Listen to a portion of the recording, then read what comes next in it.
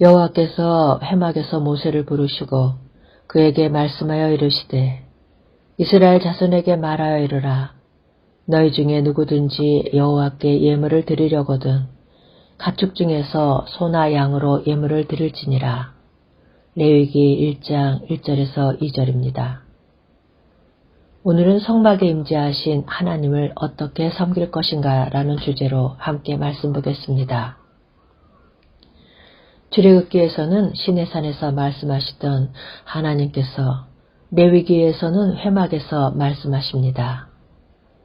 하나님께서는 내가 그들 중에 거할 성소를 그들이 나를 위하여 지으라 하고 명하셨습니다. 그래서 구약의 성도들은 하나님께서 거하시는 성소를 갖게 된 것입니다. 이것은 선민 이스라엘로서 무엇에 비할 수도 없고 무엇하고도 바꿀 수 없는 영광이요 축복이었던 것입니다.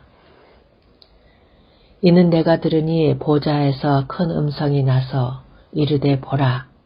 하나님의 장막이 사람들과 함께 있음에 하나님이 그들과 함께 계시리니 그들은 하나님의 백성이 되고 하나님은 친히 그들과 함께 계셔서에서 완성이 될 하나님의 나라 건설에 대한 모형이었던 것입니다. 문제는 회막에 임재하시는 하나님을 어떻게 섬겨야 하는가 하는 점입니다. 좀 더 말씀을 드린다면 하나님이 거하시는 성소에 어떻게 들어갈 수가 있으며 하나님과의 교제가 어떻게 가능하여지는가 하는 점입니다. 이 주제가 신약의 우리들에게도 문제가 되는 것은 교회를 가리켜 만일 내가 지체하면 너로 하여금 하나님의 집에서 어떻게 행하여야 할지를 알게 하려 함이니 이 집은 살아계신 하나님의 교회요 진리의 기둥과 터니라 하고 말씀하기 때문입니다. 이것이 레위기가 우리에게 제시하는 첫 번 문제입니다. 그러면 해답 부분을 보겠습니다. 소나 양으로 예물을 드릴지니라. 그 예물이 소의 번제이면 흠없는 수컷으로 회막문에서 여호와 앞에 기쁘게 받으시도록 드릴지니라. 레위기 1장 2절에서 3절입니다.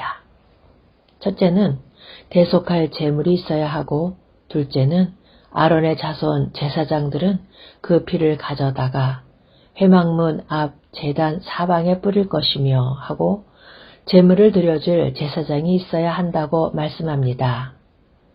이는 참것의 모형과 그림자라고 말씀합니다.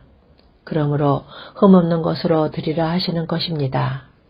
그렇다면 신약의 성도들에게는 제물과 제사장이 어떻게 주어졌는가?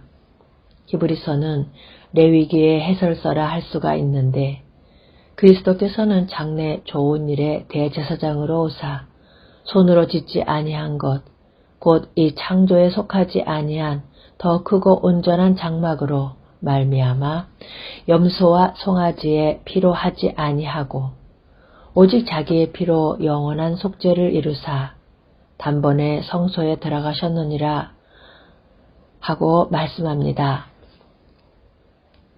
그리스도께서 좋은 일의 대제사장으로 오셔서 오직 자기의 피로 영원한 속죄를 이루어 주셨다는 것입니다. 그러므로 형제들아 우리가 예수의 피를 힘입어 성소에 들어갈 담력을 얻었나니 하고 말씀하는데 예수의 피를 힘입어라는 구체적인 의미가 무엇일까요? 이 예수를 하나님이 그의 피로서 믿음으로 말미암는 화목제물로 세우셨으니 한 구속의 공로를 의지하여 들어가는 것을 의미합니다. 좀 더 구체적으로 말씀을 드린다면 그러면 이제 우리가 그의 피로 말미암아 의롭다 하심을 받았으니 하고 로마서 5장 9절에서 말씀하신 것처럼 칭의, 즉 의의 옷을 입고 들어감을 의미합니다. 그럼 해설 부분을 보겠습니다.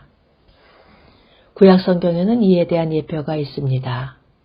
대제사장 여호수아는 여호와의 천사 앞에 섰고 사탄은 그의 오른쪽에 서서 그를 대적하는 것을 여호와께서 내게 보이시니라. 어찌하여 사탄이 대제사장을 대적하고 있습니까? 여호수아가 더러운 옷을 입고 천사 앞에 서 있기 때문입니다. 그럼 묻겠습니다. 우리 중에 자기 행위로 더러운 옷을 입고 있지 않을 자가 있습니까? 다시 말하면 자기 행위로 의롭다함을 얻고 하나님 앞에 서 있을 수 있는 자가 있느냐는 말입니다.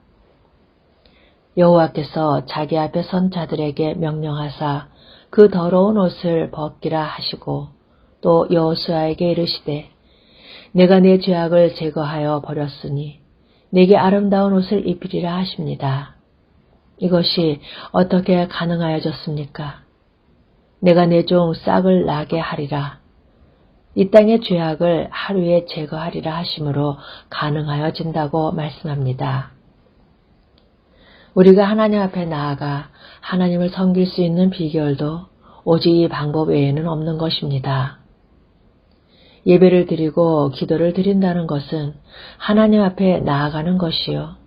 하나님과 교제하는 것입니다. 그런데 우리는 자력으로는 하나님 앞에 나아갈 수가 없는 죄인들임을 유념해야만 합니다.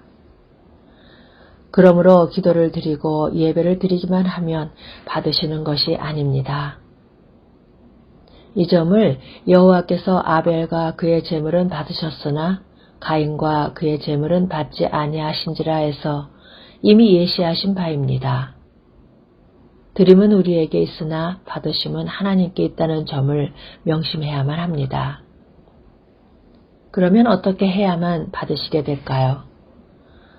구약교회의 성막과 성전에 임재하시던 하나님께서 신약교회에는 교회라는 공동체에 함께 계십니다. 그 하나님을 섬기는 일은 벌거벗은 모습이나 더러운 옷을 입고는 불가능합니다. 하나님께서 아담 하와를 위하여 가죽옷을 지어 입히시니라 하신같이 우리를 위하여 의의 옷을 마련하셔서 입혀주셨습니다. 이 의의 옷을 입는 자만이 하나님 앞에 나아갈 수가 있는 것입니다. 이를 고백하는 것이 사도신경으로 하는 신앙 고백인데 그 의미는 깊이 새김이 없이 주문을 외우듯 한다면 무슨 유익이 있단 말일까요? 여기 경계와 권고가 있습니다.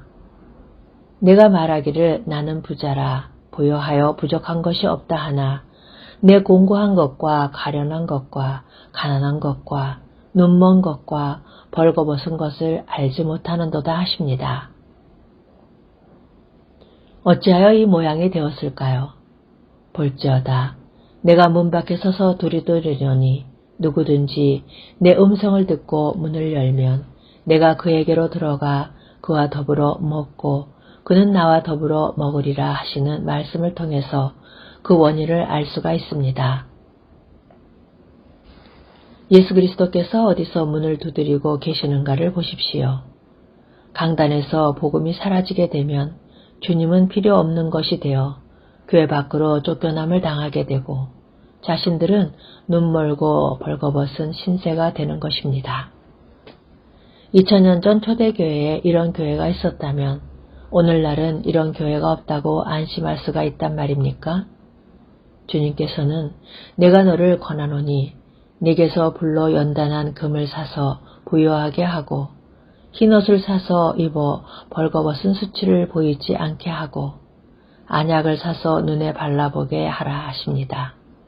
그래서 히브리서 기자는 지금 우리가 하는 말의 중요한 요점을 이러한 대제사장이 우리에게 있다는 것이라 하고 말씀합니다.